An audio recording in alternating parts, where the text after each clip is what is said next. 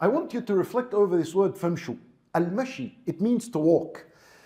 And subhanAllah, you notice something incredible in the Quran, and it is actually shaping our attitude towards matters of this worldly life.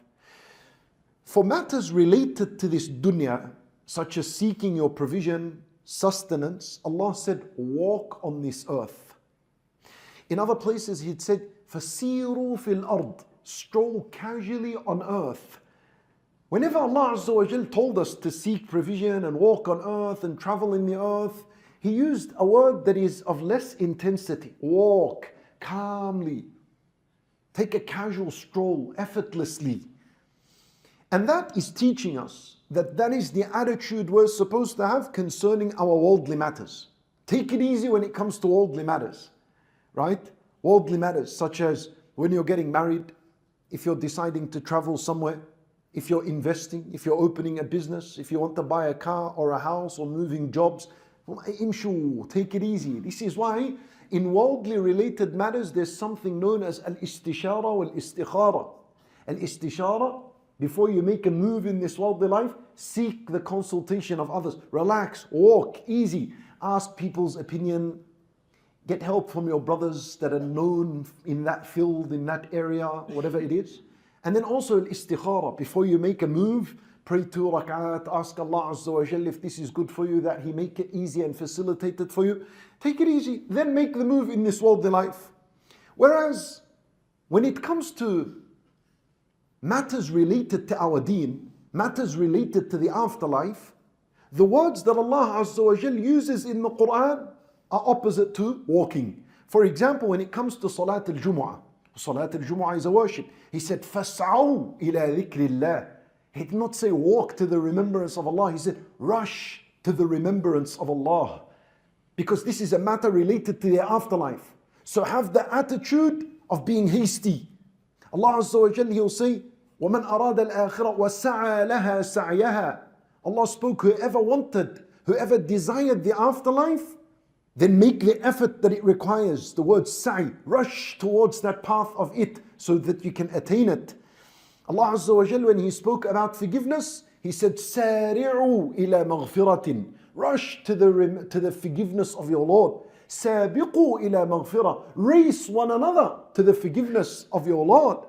And then, when He spoke about Himself being the greatest purpose and goal in your life, He said, فَفِرُّوا إِلَى اللَّهِ. فَفِرُّوا, run as fast as you can to Allah Azza wa Jal. So subhanAllah, the beauty here is that the intensity level depends on the goal and purpose. When the purpose was this worldly life, relax, imshu. When it was the afterlife, move a little bit quicker. When your goal and your purpose is Allah alone and to please Him, run as fast as you can. This is why in matters of worship, there's no istikhara. You don't make an istikhara, wallah, if salat is good for me, then allow me to pray, and if it's not, then keep me away from it. There's no istikhara in matters related to ad-deen, right? Al-Hajj, Ramadan, wal-Ibadat, and you quickly, at the very moment and chance you have, you get up and you perform these obligations and these worships. You rush in matters that are related to the afterlife. Notifications. Some of us act and behave as though we were created for our notifications on our phone. So if you observe the behavior of people, they're always consistently reaching out to their phones, to their watches, checking notifications that are coming in. And I'm not saying that notifications are not something important. You may well and truly check your notifications. But what I am trying to send of a message in this video is, do not check notifications during times of worship. The unfortunate thing is, when people, for example, attend Salat al-Jumu'ah and then reach out to their phones, take it out, and then they begin to read notifications. This invalidates the reward of the Jumu'ah.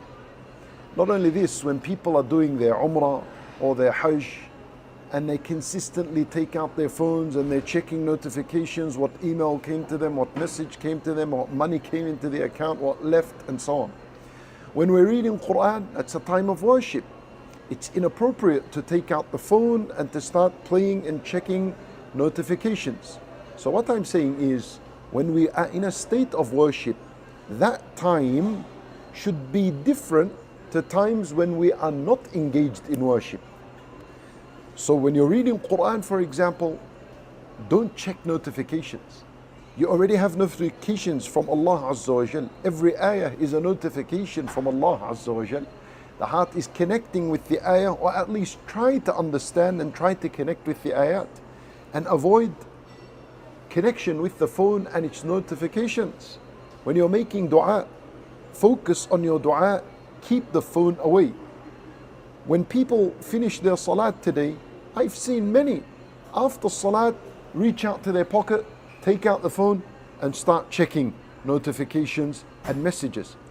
We're still in a state of worship after as-salat. After the prayer there is adhkar to say, adhkar after the prayer, reciting ayatul kursi. So we need to respect and honor these times and keep the phone and keep the notifications away from us. It's a habit a lot of us have fallen into, but with practice and bringing awareness to this matter, inshallah ta'ala, we're able to do better. And I say to you something, notifications will never end. Even when you're dead and you're on the washing table and you're being washed and shrouded, you may receive a notification on your phone from the local pizza shop telling you buy 2 pizzas, get 1 free. Notifications will never end. They will continue. So it's not the most important thing, especially during worship. Focus on your worship, keep the phone and the notifications away, and you may check that later. We ask Allah subhanahu wa ta'ala to accept from us all. We ask Allah Azza wa Jal to grant us khushu' in our worship. Allahu a'lam. Wa sallallahu wa sallam wa baraka ala nabiyyina Muhammad wa ala alihi wa sahbihi ajma'in.